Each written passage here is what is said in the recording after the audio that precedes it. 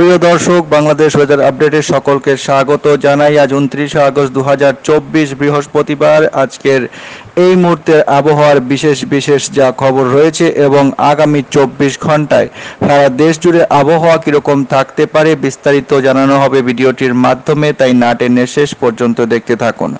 আবহাওয়া দপ্তর থেকে এই মুহূর্তে জানা যাচ্ছে মৌসুমী বায়ু বাংলাদেশের উপর কম সক্রিয় অবস্থায় রয়েছে এবং উত্তর বঙ্গোপসাগরে দুর্বল থেকে মাঝারি অবস্থায় রয়েছে। পূর্ব মধ্য বঙ্গোপসাগর এবং তার আশেপাশে পরবর্তী 24 ঘন্টার মধ্যে অর্থাৎ আজ সারাদিনের মধ্যে একটি শক্তিশালী লঘুচাপ কিন্তু সৃষ্টি হওয়ার সম্ভাবনা রয়েছে। মৌসুমী বায়ুর অক্ষ এই মুহূর্তে রাজস্থান, পাঞ্জাব, হরিয়ানা, উত্তরপ্রদেশ, বিহার, পশ্চিমবঙ্গ এবং বাংলাদেশের দক্ষিণাঞ্চল হয়ে আসাম পর্যন্ত বিস্তৃত রয়েছে। মৌসুমী বায়ু আপাতত কম সক্রিয়, তাই বৃষ্টিপাতের প্রবণতা সারাদিনে খুব একটা থাকবে না। তবে ঢাকা, ময়মনসিংহ, চট্টগ্রাম ও সিলেট বিভাগের কিছু কিছু জায়গায় বৃষ্টিপাত হওয়ার সম্ভাবনা রয়েছে। এছাড়া রংপুর, রাজশাহী, খুলনা ও বরিশাল বিভাগের দু এক জায়গায় অস্থায়ীভাবে দমকা হাওয়া সহ হালকা থেকে মাঝারি ধরনের বৃষ্টি, বজ্রসহ বৃষ্টিপাত হওয়ার সম্ভাবনা রয়েছে আজ সারাদিনের মধ্যে। কোনো জায়গায় বিক্ষিপ্তভাবে মাঝারি ধরনের ভারী বর্ষণ হওয়ার সম্ভাবনা থাকছে। এছাড়া ময়মনসিংহ, চট্টগ্রাম ও সিলেট বিভাগের কিছু কিছু জায়গায় এবং রংপুর, রাজশাহী, ঢাকা, খুলনা, বরিশাল এই কয়েকটি বিভাগের দু এক জায়গায় আগামীকাল 30 তারিখে দমকা হাওয়া সহ হালকা থেকে মাঝারি ধরনের বৃষ্টি, বজ্রসহ বৃষ্টি হতে পারে। একই রকমভাবে আগামীকালও কোনো জায়গায় বিক্ষিপ্তভাবে মাঝারি ধরনের ভারী বর্ষণ হওয়ার সম্ভাবনা থাকছে। আগামী পরশুদিন 31 তারিখেও একই রকম পরিস্থিতি থাকবে। রংপুর, ময়মনসিংহ, চট্টগ্রাম, সিলেট এই বিভাগের কিছু কিছু জায়গাতে বৃষ্টিপাত, কোনো জায়গায় মাঝারি ধরনের ভারী বৃষ্টিপাত হওয়ার সম্ভাবনা থাকছে। এছাড়া রাজশাহী, ঢাকা, খুলনা ও বরিশাল বিভাগের দু এক জায়গায় অস্থায়ীভাবে দমকা হাওয়া সহ হালকা থেকে মাঝারি ধরনের বৃষ্টি, বজ্রসহ বৃষ্টি আগামী 31 তারিখেও হওয়ার সম্ভাবনা রয়েছে। 29, 30 এবং 31 তারিখে নিম্নচাপের কারণে উপকূলবর্তী এলাকার ওপর দিয়ে ঝোড়ো হাওয়া বয়ে যাওয়ার সম্ভাবনা রয়েছে 50 থেকে 55 কিলোমিটার প্রতি ঘন্টা বেগে। আগামী 5 দিনের মধ্যে আবহাওয়া দপ্তর জানাচ্ছে যে আবহাওয়ার সামান্য পরিবর্তন হতে পারে।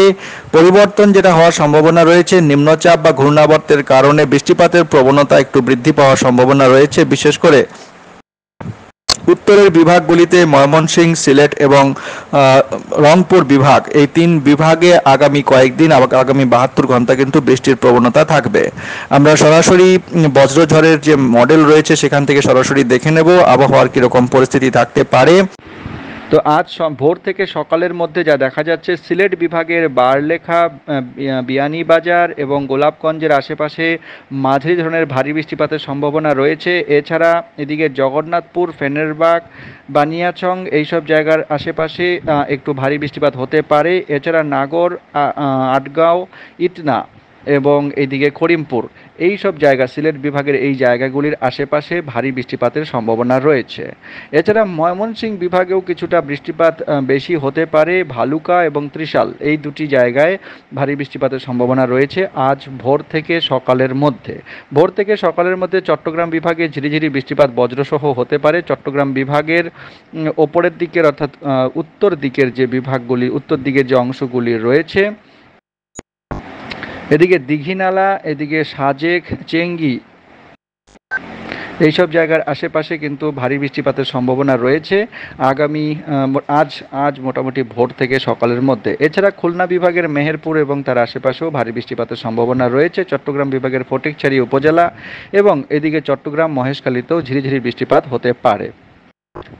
আজ মোটামুটি সকাল থেকে সকাল 10টা পর্যন্ত যদি দেখা যায়, তাহলে এদিকে রাজশাহী বিভাগের কালাই এবং তার আশেপাশে বগুড়া, সিংড়া, সিরাজগঞ্জ, নগরপুর, সরিষাবাড়ি এবং এদিকে কাপাসিয়া এইসব জায়গার আশেপাশে, ঘোড়াঘাট এইসব জায়গার আশেপাশে কিন্তু মাঝারি ধরনের ভারী বৃষ্টিপাত বজ্রসহ হতে পারে।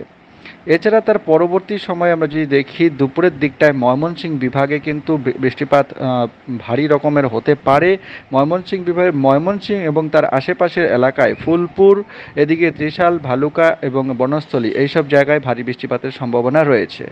এছাড়া তার পরবর্তী সময়ে 11টা থেকে দুপুরের মধ্যে বৃষ্টিপাতের প্রবণতা একটু কম থাকবে এবং তারপরে বিকেলের দিকটা রংপুর বিভাগে বৃষ্টিপাত কিছুটা বৃদ্ধি পেতে পারে এবং আজ রাতের দিকে সিলেট বিভাগে ভারী থেকে অতি ভারী বৃষ্টিপাতের সম্ভাবনা রয়েছে।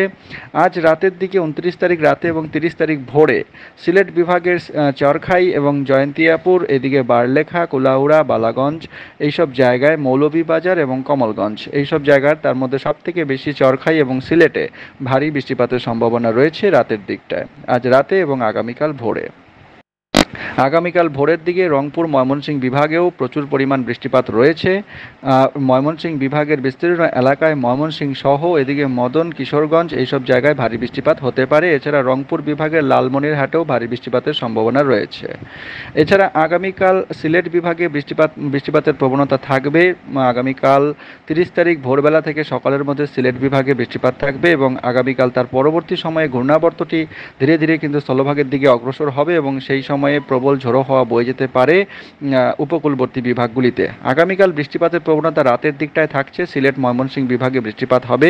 বৃষ্টিপাতের কিন্তু প্রবণতা বৃদ্ধি পাবে বলে জানাচ্ছে আবহাওয়া দপ্তর এবং সেই অনুযায়ী আমরা উপগ্রহ চিত্র এবং এই ম্যাপ থেকে যা দেখা যাচ্ছে বৃষ্টিপাতের প্রবণতা কিন্তু উত্তর দিকের বিভাগগুলিতে বেশি বৃদ্ধি পাবে। রংপুর, ময়মনসিংহ এবং সিলেট মূলত এই তিন বিভাগেই আগামী 72 ঘন্টা প্রবল বৃষ্টিপাত রয়েছে। ধীরে কখনো কখনো বিক্ষিপ্তভাবে ভারী বৃষ্টিপাত হতে পারে এবং বেশিরভাগ সময় মাঝারি ধরনের বৃষ্টিপাত হতে পারে।